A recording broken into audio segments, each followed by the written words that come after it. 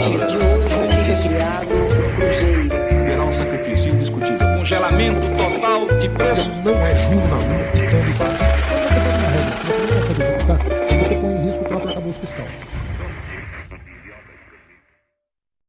Bom dia, pessoal. Sejam todos muito bem-vindos, sejam todas muito bem-vindas. Esse é o nosso Esquina Sucupira, edição da manhã do dia da quinta-feira, dia 21 de agosto de 2025. Eu sou o Rodrigo Oliveira e hoje, eu já até vi nos comentários aqui, hoje está meio confuso, viu, gente? Pode ser que tenha umas quedas de internet, tudo, porque eu tive um probleminha aqui logístico, digamos assim, mas, contudo, porém, entretanto, todavia, estamos aqui mais uma vez. Dessa vez, eu ia falar sobre por isso que eu falei que vi os comentários, né? Eu ia falar sobre um assunto, vou falar sobre ele, mas eu desisti de torná-lo o assunto mais importante do dia e vou falar sobre a pesquisa da Genial Quest que saiu agora pela manhã, mostrando que, pelo menos na minha leitura, muito en passant, o Brasil está cansado do Lula, está de saco cheio de Luiz Inácio. O Brasil está cansado de Bolsonaro, está de saco cheio de Jair Bolsonaro. E com o Brasil de saco cheio de ambos, nasce uma esperança, né? Uma esperança de que podemos recomeçar de outra forma para ver se dessa vez a gente pelo menos erra diferente, né? O importante é errar sempre diferente. Então, queria dar um bom dia para vocês. A gente vai falar, então, sobre essa pesquisa da Genial Quest, pesquisa eleitoral. Muita gente já recebeu um recado aqui hoje. E aí, está pronto para ter Michele presidente? Eu disse, rapaz, mas né, será? Vamos dar uma olhada. Vocês vão ver junto comigo essa pesquisa da Genial Quest que saiu agora pela manhã. Vamos falar também sobre a Magnitsky, né? A entrevista do Moraes, dizendo que, olha, realmente fica muito complicado para os bancos. Não fica não, Moraes. Tá fácil, meu querido ministro. Tá fácil para os bancos. Não à toa o senhor não tem mais aquele Visa qualquer coisa que o senhor tinha. Vai ter um grande Elo, né? Vai ter um cartão Elo para você poder passear aí em todos os lugares, menos nos Estados Unidos, onde o senhor é considerado um violador dos direitos humanos e um congressman, né? Um membro do Congresso americano, o Jay McGovern, que é um dos autores, né, da Lei Magnitsky, disse que a lei está sendo utilizada de forma equivocada contra Alexandre de Moraes. Lembrando que ele é um democrata e o Trump é um republicano. Então, lá como cá, a pequeneza política é imensa. Não é o trocadilho? Além disso, vamos falar também sobre CPMI do INSS, PEC dos precatórios, a conversa do Bolsonaro com o Malafaia. Eu vou passar bem rapidinho mesmo. Eu quero mostrar porque teve uma rusga ali com o Eduardo Bolsonaro, né? Mas ele disse que está tudo bem. Botou um vídeo nas redes que eu vou reproduzir aqui para vocês, ele falando, olha, pastor Malafaia, tamo junto, eu aqui, você aí, e vida que segue, né? Quem quiser confiar, que confie em Dudu Bolsonaro. Tá difícil, meu povo, tá difícil. Vamos falar também sobre a PEC dos precatórios. O PL, partido do ex-presidente Jair Bolsonaro, está tentando impedir aí que a PEC dos precatórios avance, porque ela libera do limite de gastos 12,4 bilhões de reais aí da meta fiscal, né, que vão ser gastos com precatórios, mas não contariam aí para o limite fiscal, então liberariam para utilização desse dinheiro para outros fins. Tá bom? Hoje começa também o Jackson Hole lá nos Estados Unidos. A expectativa é pela fala do Jerome Powell na sexta-feira. E depois, naquele giro dos mercados, vamos falar sobre os bancos, né? Os bancos estão sofridos em função do nosso querido Alexandre de Moraes. Bom, deixa eu passar aqui para ver quem já está por aqui. Rapaz, está ficando movimentado essa live, hein? Estou gostando disso. Bom dia, Sucupira, nosso querido Maurício Henriques, que neste dia de hoje, chegou antes da Maria Lúcia. Quem diria, hein, Maria Lúcia? Você já foi melhor que isso, hein? Curta. Minha sogra estava perguntando sobre você, viu, Maria Lúcia? A sogra perguntou, quem é essa pessoa que fica comentando lá na live do seu marido, disse ela para minha esposa, né? Eu disse, eu não conheço, só sei que curte, comenta e compartilha, que é o que vocês todos deveriam fazer. Ontem, inclusive, e anteontem, eu esqueci de dizer, e eu tenho que dizer isso, porque senão as pessoas não se inscrevem no canal. Vocês sabiam disso? A pessoa fica aqui e não se inscreve. Basta apertar um botãozinho lá, não custa nada, não requer prática, nem tampouco habilidade. Basta apertar o botão inscreva-se no canal, é de graça. Você pode fazer comentários aqui do lado, se estiverem inscritos, e também, se for uma pessoa mais altruísta, uma pessoa menos gananciosa, como diria Flávio Dino, o nosso jurássico ministro do STF, você pode até mesmo entrar no clube de membros do nosso canal aqui no YouTube e fazer uma contribuição, então, mensal para este canal. Se não quiser fazer aqui, pode fazer lá no esquinasucupira.substack.com, que é onde eu consigo me comunicar mais proximamente de todos vocês. Nossa querida Letícia Vardasca Lima, bom dia, Sucupira, temos todos um dia magnífico. O Fábio dizendo o seguinte, já tem uma ideia de como reduzir um pouco as despesas da máquina pública. Vamos acabar com o Senado, esse instituto não serve para nada. Eu tenho medo. Toda vez que fala em acabar com o Senado, Câmara, eu tenho medo, viu, Fábio? Não dá ideia não, porque os caras levam a sério. A Maria Lúcia dizendo, olha, interessante, estou tendo dupla visão. Achei que tinha lido outra chamada, tipo Brasil de M. Era exatamente essa. Quem não leu, a chamada era Brasil de M, da Magnitsky ao mercado, passando por Moraes e Malafaia. Era essa o título da live de hoje. Acabei mudando por essa que vocês estão vendo agora, que a nova pesquisa Genial Quest aponta um Brasil cansado de Lula e Bolsonaro. Achei que era mais alvissareiro, não é mesmo? Bom dia, Sucupiranos, nosso querido Edwin, que está aí tentando melhoras, né? A Maria Lúcia disse que hoje o programa pode ser 1 hora. Sempre tem mais tempo, quinta-feira, trânsito no Rio é melhor. Bom, estranho, né? Paulo Henrique Fernandes, bom dia, Rodrigo. Nosso querido Paulo Roberto Nascimento. Rodrigo Benz aí, que sal grosso, está precisando mesmo. Bom dia, Wilson Júnior. Deixa eu ver. Cadê? Excelente. Senhor Rodrigo, que app você usa para criar estas imagens do Substack? Eu uso o ChatGPT, a versão paga do ChatGPT, mas assim, você consegue fazer isso com praticamente qualquer IA que gere imagem, né? Depende do prompt, aquela coisa, mas você pode usar, aqui um assunto que não tem nada a ver com a nossa live, mas você pode usar, porque eu uso muito inteligência artificial, porque, como vocês sabem, a minha equipe é extremamente reduzida.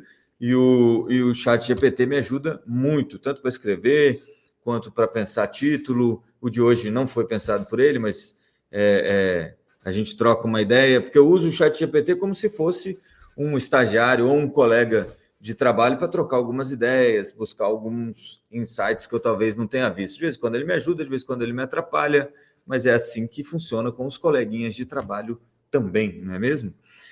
Mas vamos lá, vamos falar sobre o que a gente tem que falar. Hoje vai ter que ser tudo mais ou menos na hora, feito aqui ao vivo. Ô, louco, meu! Quem sabe faz ao vivo. Vamos lá, pesquisa Genial Quest, que é essa pesquisa aqui, ó. Tá mostrando, tem 2 slides que eu gosto muito, eu não sei qual é o número, então vou procurar aqui com vocês rapidamente. Esse é o primeiro. Para você, Lula deveria se candidatar à reeleição em 2026? Deixa eu só pegar aqui meus papelitos, senão eu não consigo me organizar. Eu já sou meio... eu tô tentando, viu, gente, melhorar minha organização, mas é confuso. Hoje é um dia um pouco mais atarefado, porque essa semana toda a esposa está viajando, então estou sozinho com a nossa filha, tem que levar a buscar aquela coisa, prepara a comida, não sei o quê, se bem que a minha menina é tão... Ela mesma preparou o café da manhã dela, hoje tem 12 anos, faz 13 na semana que vem, preparou o café dela, tomou o café dela tranquilinha aqui, ainda foi acossada pelo pai, que estava precisando cumprir este horário desta live, né? Mas vamos lá. Então, você acha que o Lula deveria se candidatar à reeleição em 2026? Não. 58% das pessoas continuam achando que não deveria. Lula, mais da metade dos brasileiros não quer que você seja candidato nas próximas eleições. Calma, bolsonarista, eu sei que você está aí. Viva! Não é bem assim. Relaxa que as coisas também não estão boas para o seu lado. Mas isso aí, ó, chegou a bater 66 lá em maio, mas está aqui no 58, que parece aí, né, para o pessoal que gosta de análise técnica, parece um suporte, né? E o candidato Bolsonaro? Bolsonaro deveria manter a candidatura ou apoiar outro candidato? Bolsonaro, 65% dos brasileiros, faltando menos de um ano para as eleições, um ano e pouquinho, mas menos de um ano para o começo das campanhas eleitorais, diz que Vossa Excelência, ex-presidente Jair, pode ir indo, né? Abra mão e apoie outro candidato. Vocês entenderam o que a gente está falando aqui?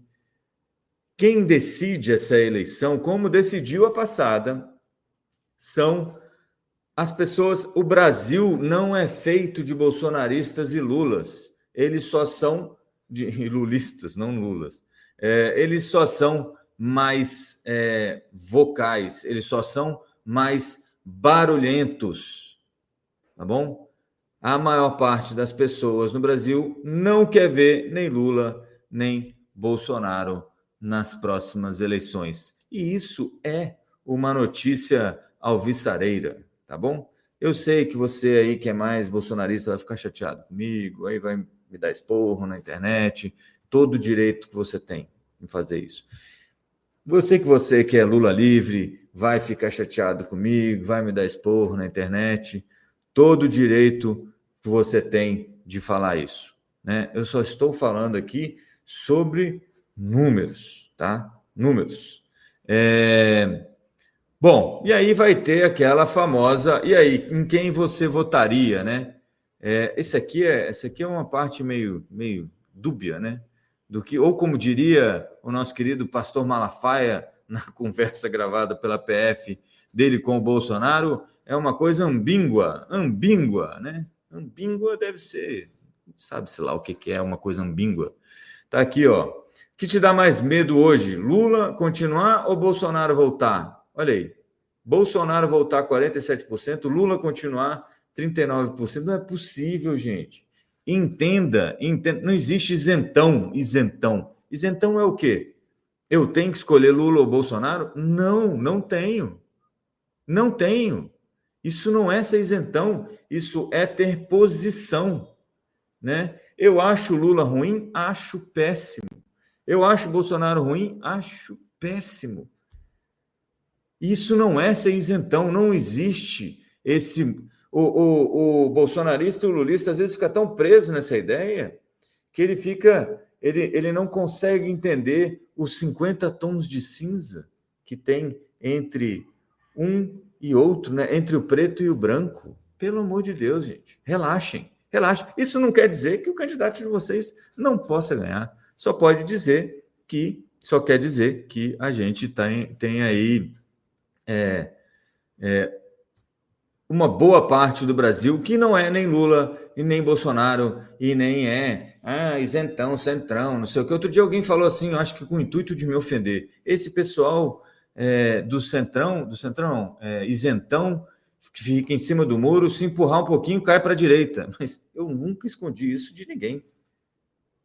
Eu sou um cara de centro-direita mesmo, mais à direita ainda, né?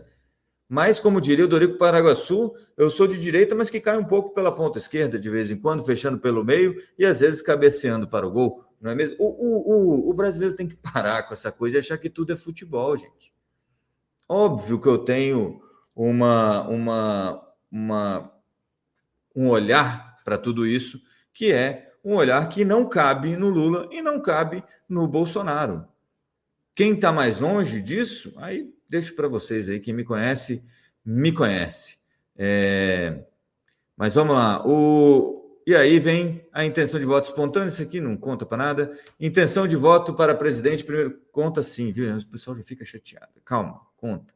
Mas intenção de voto para o primeiro turno está aqui, ó. Lula vence em todos os cenários, com o Jair Bolsonaro, com o Michele Bolsonaro, com o Tarcísio de Freitas, com o Eduardo Bolsonaro, com o Flávio Bolsonaro, com o Ciro Gomes, Ratinho Júnior e tudo mais. Então, primeiro turno, Lula 34, Jair Bolsonaro 28.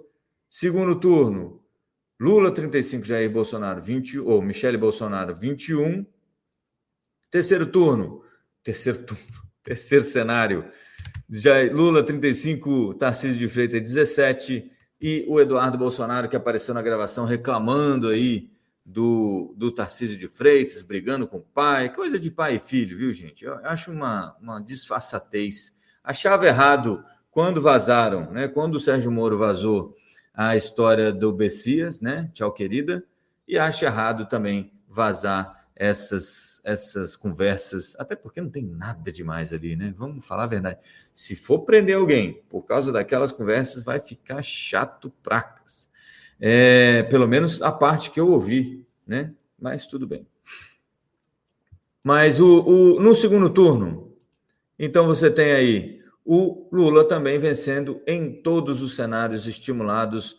Jair Bolsonaro, Tarcísio de Freitas, Michele Bolsonaro e Ratinho Júnior, todos aqui com chances aliás, com chances não, todos com uma votação parecida, né, contra o presidente Luiz Inácio Lula da Silva. Né? Você vê que é estranho, né? Ninguém quer, mas aí, como tem os dois aqui na pesquisa, você é obrigado a escolher um lado. E aí, amigo, é por isso que a gente se dá mal. Mas lembre-se daquele comecinho, já tem meses isso. Por isso que eu quis destacar agora. O Brasil está cansado dessa dicotomia. Intenção de voto, então, para o segundo, o Bolsonaro caiu um pouquinho, provavelmente o pessoal vai olhar para isso aqui como um reflexo, né, dessa história da Magnitsky, das tarifas, e o Lula melhorou um pouquinho, o que também pode ser visto aí como um reflexo dessa luta pela soberania nacional, né, que é o que o Moraes está fazendo. Tarcísio de Freitas também caiu um pouquinho. Lula, você vai vendo aí que o Lula melhora nessa última pesquisa praticamente contra todo mundo, tá? E a Michele Bolsonaro aqui também, o Ratinho Júnior também. E aí, Eduardo Leite, deixa eu ver se tem o que mais que a gente tem aqui. Conhecimento e voto, se o pessoal conhece ou não. E o perfil da amostra aí, mais feminino que masculino, aí são outros dados que não nos dizem muito respeito aqui. Se vocês quiserem, isso aí com certeza vai repercutir durante o dia e vai ter um pouco mais de visibilidade. Mas era isso que eu queria falar nisso. Vamos ver aqui o que eu já vi que tem gente chateada aqui com esse negócio. Calma, gente, calma, é só uma pesquisa. O Lawrence Pagnotta dizendo que não acredita nas pesquisas, disse para olhar as ruas. É difícil. Lawrence, eu acho que a pesquisa pode estar errada, tá? A gente sempre pode estar errado na pesquisa. Não, isso aí não é impossível. Olhar as ruas é um pouco mais complexo, porque depende das ruas que você olha, né? E como é um método que não existe, né? Olhar as ruas, porque você não consegue comparar uma rua com a outra, né? E eu costumo dizer que cada pessoa mora na sua própria bolha, então é fácil que você reconheça nas ruas que você vai, ou nos vídeos que você vê de pessoas, né, do Bolsonaro ou do Lula, que tem muita gente lá, tanto em vídeos do Bolsonaro quanto em vídeos do Lula, dependendo do seu alinhamento político, né? A Letícia disse que a pesquisa é coerente, a Maria Lúcia dizendo que gostou da comparação aí com vários tons de cinza. O Edwin dizendo que está mais à direita. Deixa eu ver o que mais. O Matheus dizendo o seguinte: esses números não são confiáveis, a pesquisa é uma fotografia do momento. No momento, o JB está inelegível, logo na fotografia atual mesmo não deveria estar na pesquisa. Pois esse é um dos problemas, né, Matheus? Isso cria Mas se você não coloca, os caras dizem, mas não colocou o Bolsonaro, aquela coisa toda. É difícil, viu? Fazer pesquisa nesse país aqui é difícil. Principalmente que pesquisa não é um negócio, né, assim, que seja exato. Pior que eu estava preocupado com isso também, sobre a possibilidade do Lula e um quarto mandato. Não não se apequenem, né? Essa possibilidade não é desprezível. O Lula pode sim voltar para um quarto mandato. Apesar do nosso querido Roberto Reis, que já veio aqui, já falou sobre isso, ele não acredita que o Lula vá ser candidato nas eleições do ano que vem. Eu acho que se for uma barbada, se o Lula entender que vai ser uma barbada, ele vem, tá? É isso. Mas lembrem-se, né? Cadê aquela... Deixa eu ver se eu consigo achar aqui o slide. A maior parte do brasileiro... A maioria dos brasileiros, ó, cadê? Não quer Lula reeleito, 58%. Não quer ele nem candidato à reeleição no ano que vem. E 65% não quer que o Bolsonaro seja candidato no ano que vem. Então, há esperança. Muito bem, vamos falar então aqui sobre a Magnitsky. Ontem o Moraes deu uma entrevista à Reuters, depois do STF dizer que não ia falar nada sobre o assunto, etc. e tal. O Moraes deu uma entrevista à Reuters e falou sobre a visão dele sobre esse assunto da Magnitsky, falou que ainda não vai recorrer na justiça americana sobre o fato de ele estar incluído aí na lei Magnitsky, mas que ele acha que há um problema aí para os bancos depois da decisão do Flávio Dino, porque, de alguma forma, eles vão se desviar da lei, ou da Magnitsky, ou da lei brasileira, e ele está falando, obviamente, da lei brasileira. Ele diz o seguinte: se desvio de finalidade na aplicação da lei coloca até instituições financeiras em uma situação difícil. E não são só instituições financeiras brasileiras, mas os seus parceiros norte-americanos.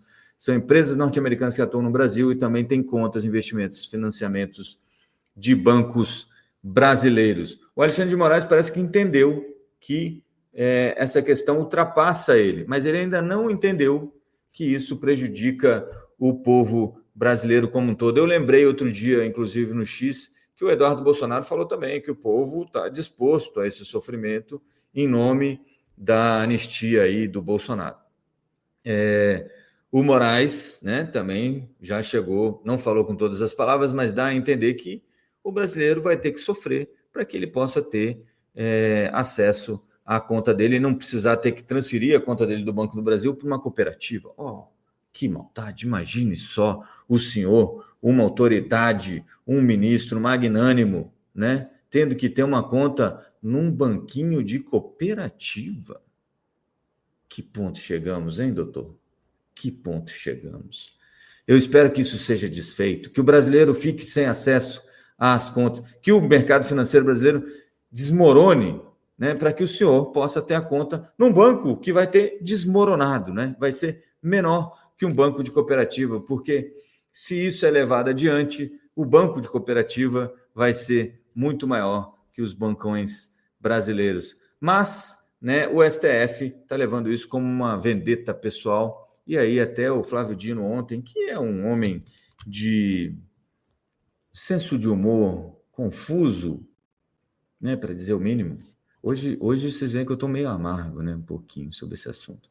Mas e aí o pessoal foi perguntar para ele sobre a repercussão nos mercados, daquela decisão, né, em que ele fala que os bancos brasileiros não podem fazer. Mas eu queria, antes de falar do Flávio Dino, o Moraes está errado numa coisa simples. Para a instituição financeira, e é isso que já vem sendo feito, aparentemente ele não consegue mais usar cartões com bandeira Visa, porque é uma empresa americana, e já foi trocado aí o cartão dele por um cartão Elo, que é um cartão de bandeira brasileira, né? A Elo é uma empresa brasileira aí que é ligada ao Banco do Brasil. Para o banco, existe um risco, né? O compliance do banco, o pessoal de risco do banco, pode olhar para isso e falar assim, cara, o banco não pode sofrer esse perigo, né? Ficar à mercê desse risco de ter um problema com os Estados Unidos ou tomar uma multa bilionária em função do Alexandre de Moraes. Então, você segrega a conta dele e ela passa a não ter acesso com as outras coisas do banco. Dessa forma, o banco não tem problema com a Magnitsky.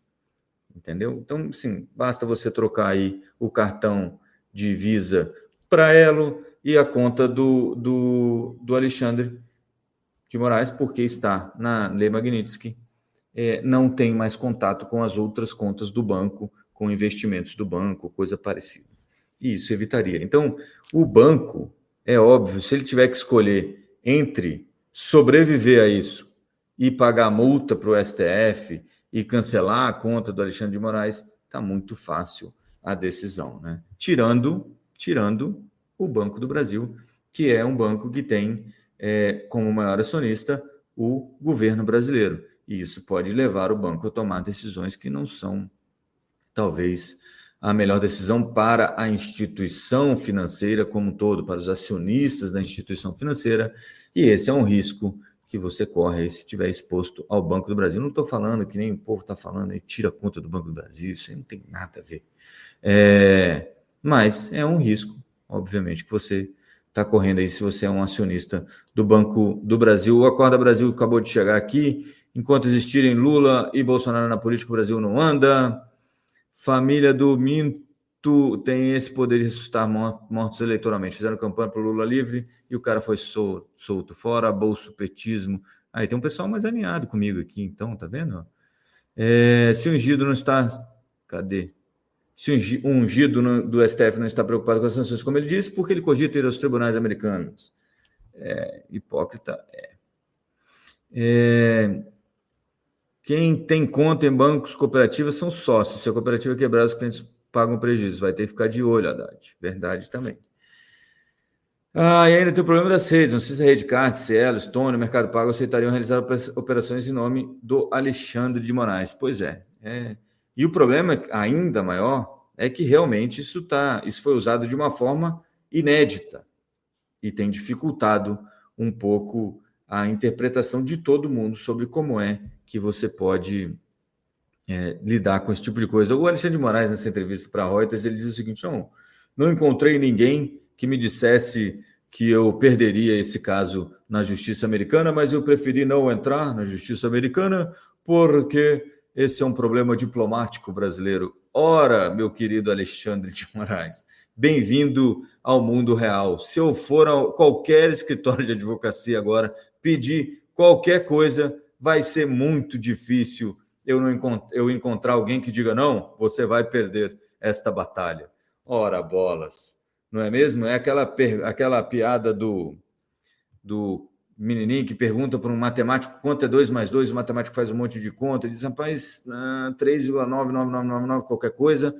Aí pergunta para o engenheiro faz um monte de conta lá, e diz 4. Aí pergunta para um advogado quanto que é 2 mais 2, o advogado diz: quanto você quer que seja. É basicamente isso. Bem-vindo ao mundo real, meu querido Alexandre de Moraes. Imagino que nos escritórios, né, que você passou, você já tenha visto isso. Vamos lá, o nosso querido Dino, né, perguntado sobre o efeito que dizimou, varreu, evaporou mais de 40 bilhões de reais de valor de mercado das instituições financeiras na terça-feira. Disse: eu proferi uma decisão ontem, isso foi ontem que ele falou, né? Então, na terça-feira, essa que dizem que derrubou os mercados. Não sabia que eu era tão poderoso. 42 bilhões de especulação financeira. A sorte é que a velhice ensina a não se impressionar com pouca coisa. É claro que uma coisa não tem nada a ver com a outra. Ora, Flávio Dino, ou é muita irresponsabilidade, né, achar que uma decisão do Supremo Tribunal Federal não tem impacto na vida de todos os brasileiros, e o mercado financeiro, embora o senhor tenha dificuldade de entender, faz parte da vida dos brasileiros, né? Fazer piadinha sobre isso não está no escopo do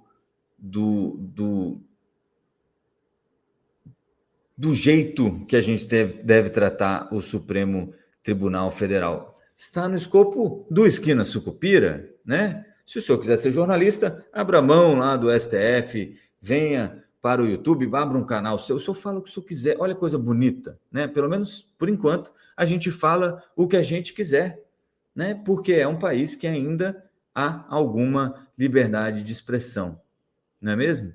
E aqui vai entrar naquela história da adultização, regulação de rede, etc. Tá tudo besteirada. Nem vou falar sobre isso. Já falei sobre isso. Se você não me viu falando sobre isso, está aí mais atrás, em outros vídeos, em outras falas. Mas esse negócio dos bancos é relevante, sim.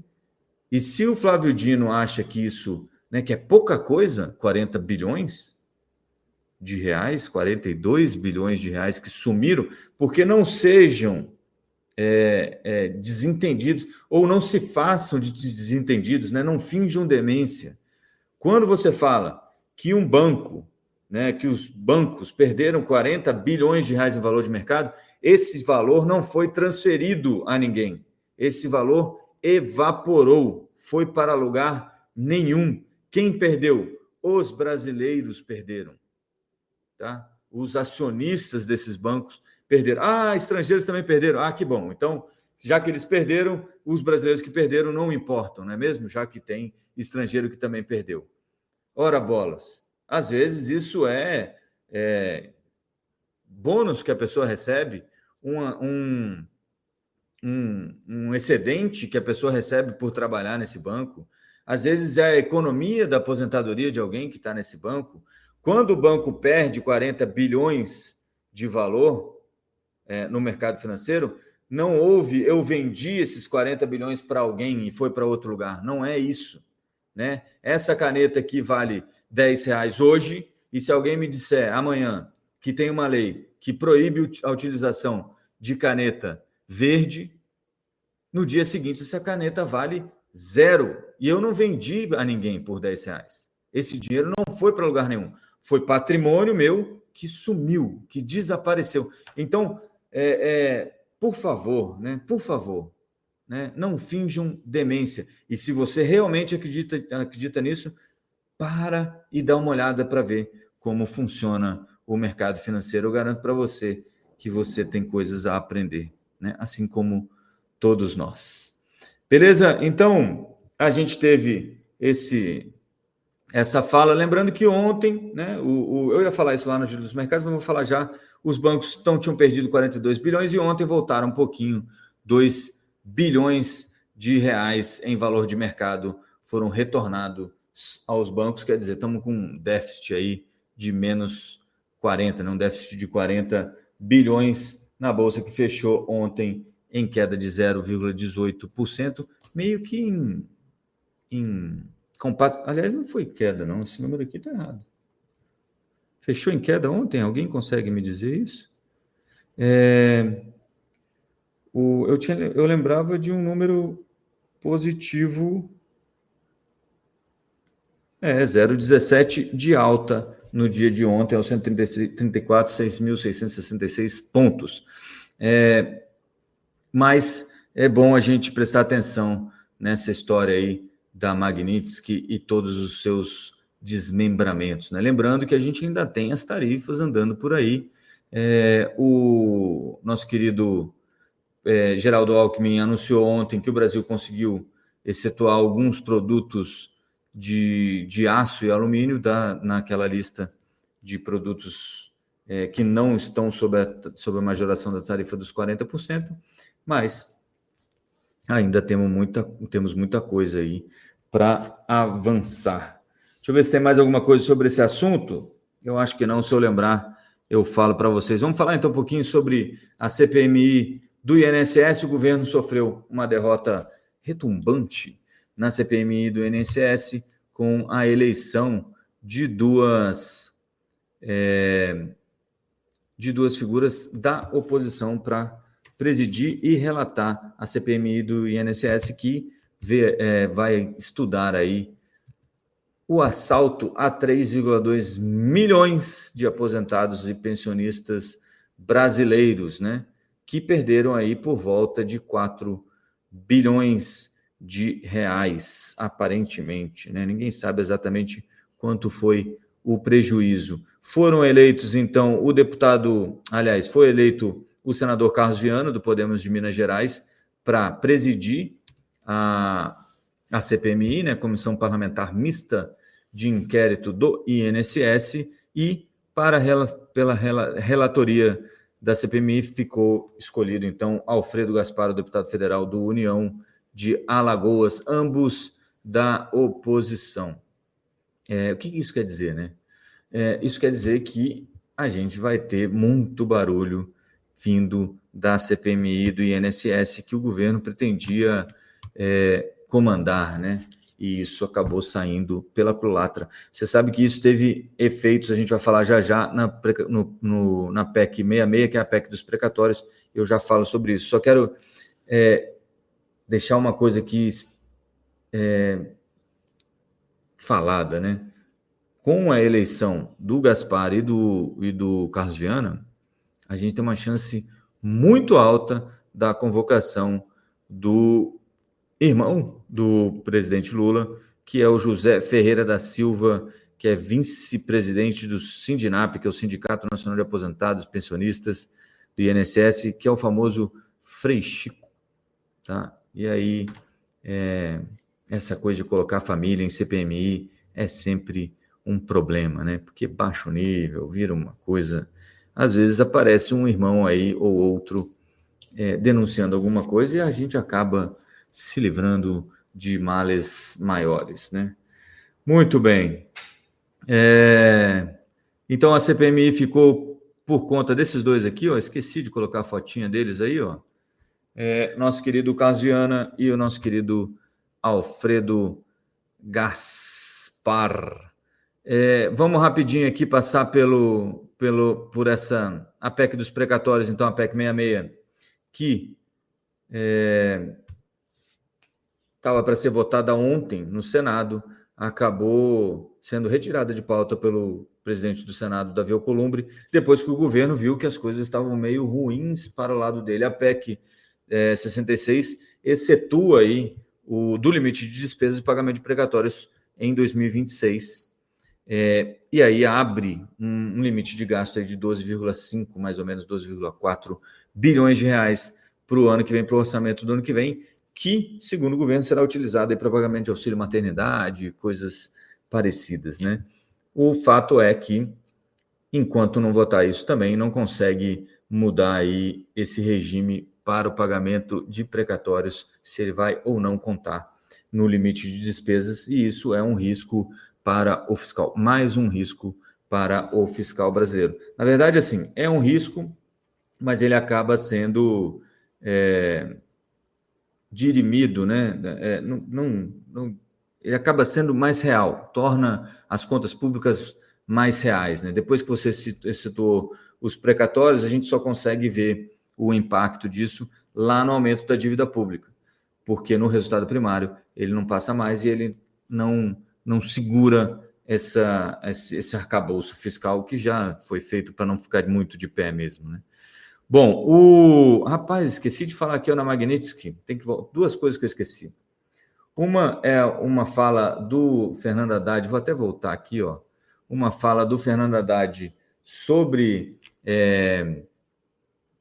a CPMI do INSS, que é completamente Fernando Lero, né? Por isso que eu quis trazer para vocês, é Fernando Lero Haddad na veia, né? Às vezes você paga por ter feito um bom serviço. Não é simples explicar para a população quando começou o roubo no INSS. É isso que ele está falando. Nossa CGU, Controladoria Geral da União, acaba de passar por isso na questão do INSS. É uma coisa que começou a ser desmontada, né? Cresceu, né, em 2021 e 2022, que foi ganhando volume, até que chegou alguém e fez o dever de casa. Quem fez o dever de casa, amado mestre? Quem? Quem saiu do INSS atirando? Quem avisou 2 anos atrás, e o ministro, inclusive, foi embora porque não ouviu?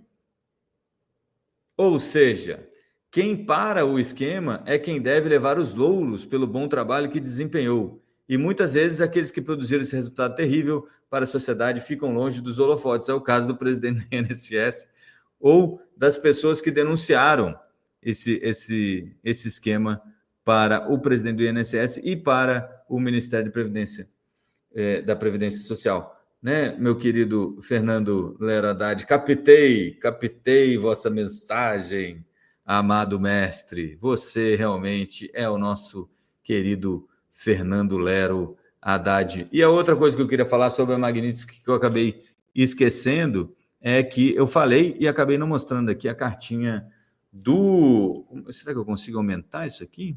Vocês não vão conseguir ler, né? Desse tamanho aqui, ficou muito pequenininho. Deixa eu ver se dá para aumentar isso. Não, mas aí... Sem a minha pessoa, vocês não conseguem me ouvir. Mas ele diz em outra coisa que a lei global Magnitsky foi concebida para responsabilizar indivíduos que cometem atos de corrupção e violações de graves direitos humanos. Quando o presidente Trump emitiu a ordem que expandiu as autoridades da lei, ele afirmou a importância de dissuadir abusos graves de direitos humanos e corrupção, porque eles enfraquecem as instituições democráticas. Mas ele diz o seguinte, que contra o Moraes, ela está sendo utilizada de forma equivocada. Cadê isso aqui?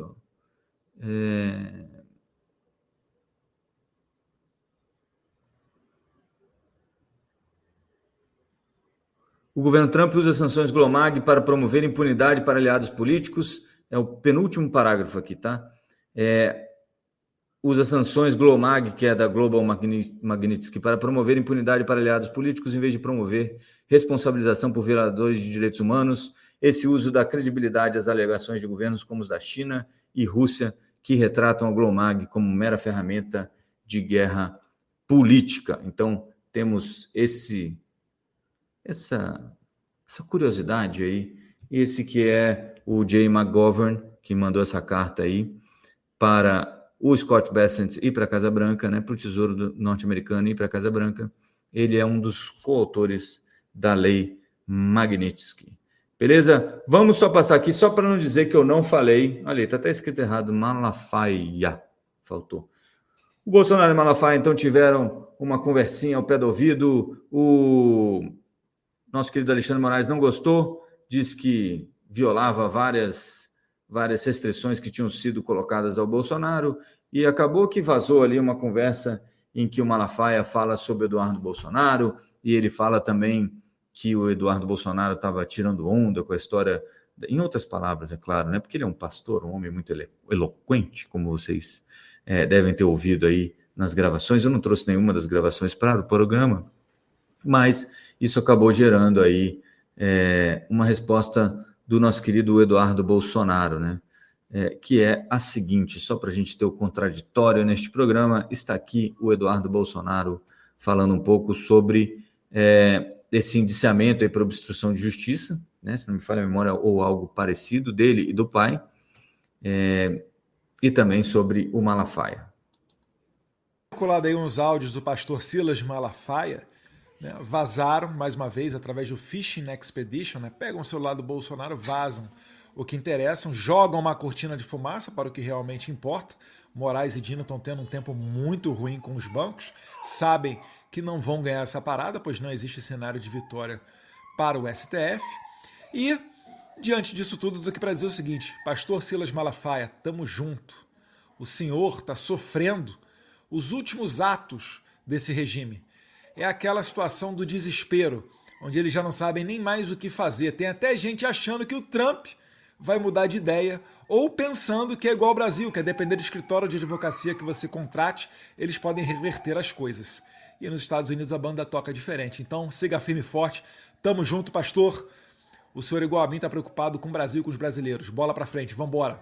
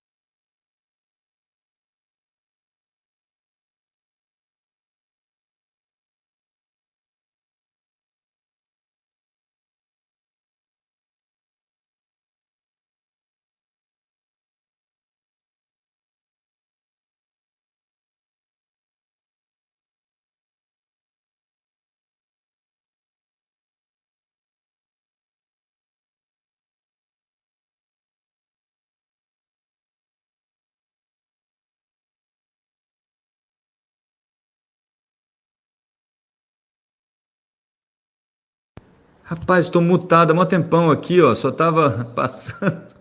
Meu Deus. A Letícia, então vou repetir a Letícia aqui, exaltando o pessoal do Metrópolis que conseguiu as gravações e colocou as gravações disponíveis aí nas redes. A Maria Lúcia elogiando o programa. O Naubert dizendo que Bolsonaro só ficou 4 anos, o PT ficou quase 30, né? Como comparar as duas coisas? Não é que são comparáveis, né? No final, eu acho que é isso a ideia. Mas é o seguinte, Luiz, 2 erros não fazem um acerto, né? Bolsonaro foi ruim para o Brasil, assim como Lula e o PT são ruins para o Brasil, cada um na sua magnitude. O Carlos Azeredo dizendo aqui que é Rolando Lero, o personagem é o Rolando Lero, na escolinha do professor Raimundo era o Rolando Lero, na escolinha do professor Lula é o nosso querido Fernando Lero Haddad. Captei a vossa mensagem, amado mestre. O Acorda Brasil que falando mal do Bolsonaro, Lula e Bolsonaro se alimentam um do outro, diz a Maria Lúcia. Vamos lá. O Atos aqui que me avisou que estava sem áudio. Muito obrigado, pessoal. Eu notei. Agora vocês estão me ouvindo, né? Voltou. Agora já voltou, já faz tempo. Já voltou, né? Vocês já estão me ouvindo há algum tempo. Obrigado, Luiz. Olha os comentários, meu Deus.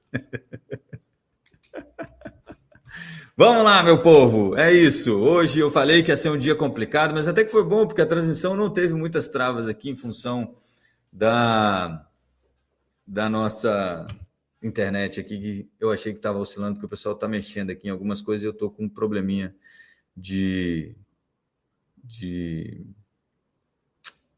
rapaz, Bom, vamos ao que interessa. Aqui o Matheus perguntando, olha, ações de bancos, comprar ou esperar? Vamos lá, Matheus. Eu ontem recebi eu faço um trabalho também num escritório de investimentos aqui, né, para que vocês saibam, além da consultoria que eu faço, disso aqui, por isso que o pessoal estava dizendo que eu estou muito cansado, eu estou mesmo, porque eu estou trabalhando bastante, ganhando pouco, mas trabalhando bastante, né? É aquela coisa, quem trabalha muito não tem muito tempo para ganhar dinheiro. Mas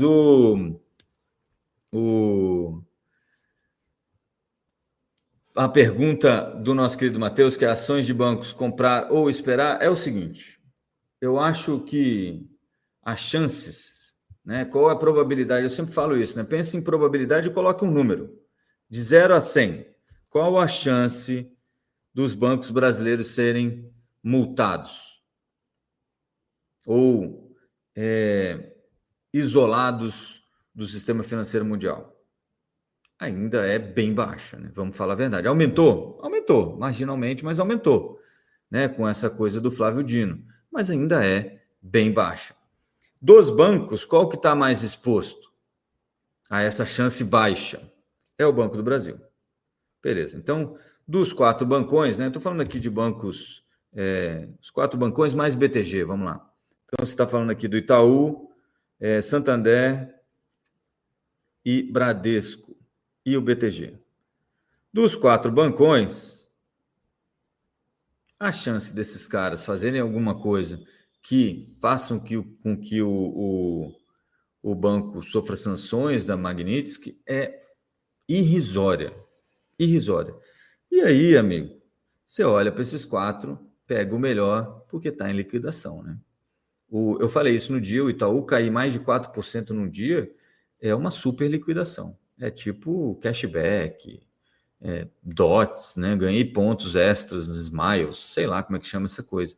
Mas você tem Itaú e o BTG, que virou uma máquina, né, no último balanço. Pô, esse pessoal voltar 3%, 4% num dia é uma ótima chance para você comprar banco. E como eu já disse, no Brasil, com exceção aí de algumas exceções não muito honrosas, banco e igreja sempre dá dinheiro, gente. Não se iludam, né? Então, vale a pena sim. Bom, deixa eu passar aqui pelo mercado para a gente dar uma olhadinha em como as coisas estão andando. Cadê? Sempre me perco aqui nesta hora. Onde está? Aqui. Por que não quer? Agora. Pronto.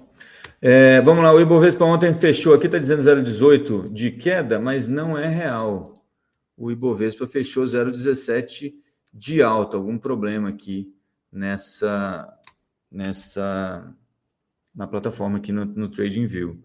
Então, eu vou ver qual foi aqui, 134.666 pontos na sessão de ontem, 0,17 de alta.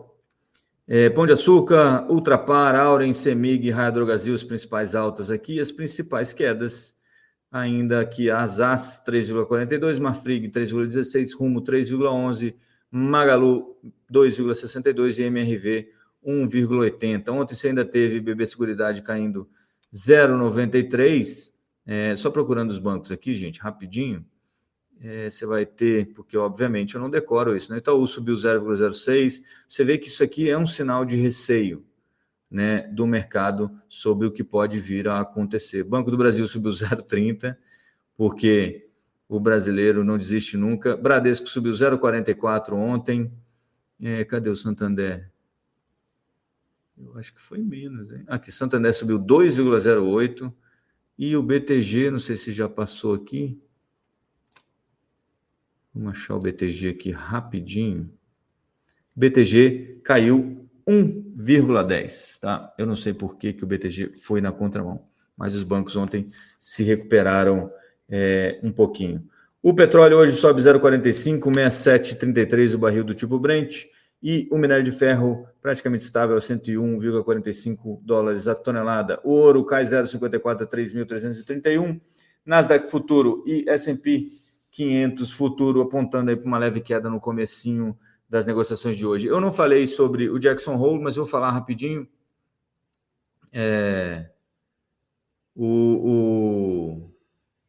Começa hoje... Eu não entendi isso aqui, ó. Eleitor de Dilma Rousseff detectado. Quem, gente? Eu? Você está me zoando.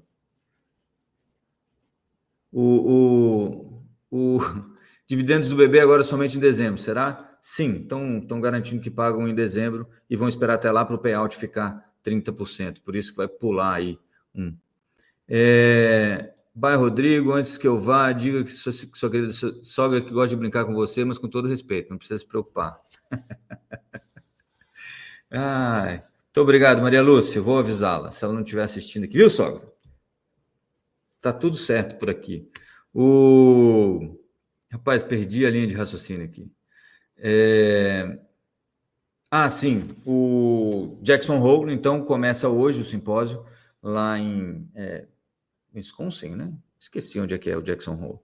Mas a expectativa é pela fala do nosso querido Jerome Powell amanhã, quando ele deve dar alguma cor aí sobre o que pode acontecer com os juros norte-americanos nessa próxima reunião do FOMC, né, do FONC, que é o Copom do Fed, né? O Copom está para o Copom do Banco Central, assim como o Fed, como o FOMC está para o Fed dos Estados Unidos, tá bom? E é basicamente isso para hoje, se não me falha a memória. A curva de juros ontem deu uma fechada, mas todo mundo ainda com um pouquinho de receio sobre... entendi. Um pouquinho de receio sobre essa história da Magnitos, que o noticiário político tem atrapalhado um pouco o noticiário econômico, né? Lembrando que, eu já estou na minha hora aqui, mas o Pietro Mendes, que era presidente do Conselho de Administração da Petrobras, saiu ontem do Conselho para poder assumir um cargo na ANP, e a presidência do Conselho de Administração vai ser interinamente ocupada por outro membro da diretoria, se não me falha a memória, tá bom? Nada a se preocupar, as ADRs lá nos Estados Unidos andaram tranquilas depois do aviso sobre essa decisão. Beleza? Eu vou ficando por aqui. Bom dia a todos, bons negócios nessa quinta-feira. Desculpe qualquer coisa, a intenção aqui é sempre fazer com que a gente pense melhor, tanto eu quanto vocês aí. Não se esqueçam de se inscrever no canal, ativar o sininho, deixar o like e se inscrever, ativar o sininho, deixar o like e também, se quiser também entrar aí para o nosso clube de membros, R$20 por mês, para ajudar este que vos fala a financiar este programa e manter alguma independência, né? Obviamente, É o máximo que a gente consegue fazer por aqui. Beleza? Eu vou ficando por aqui. Bons negócios a todos. Boa quinta-feira. A gente se ouve amanhã no nosso podcast. E até lá, força Sucupira.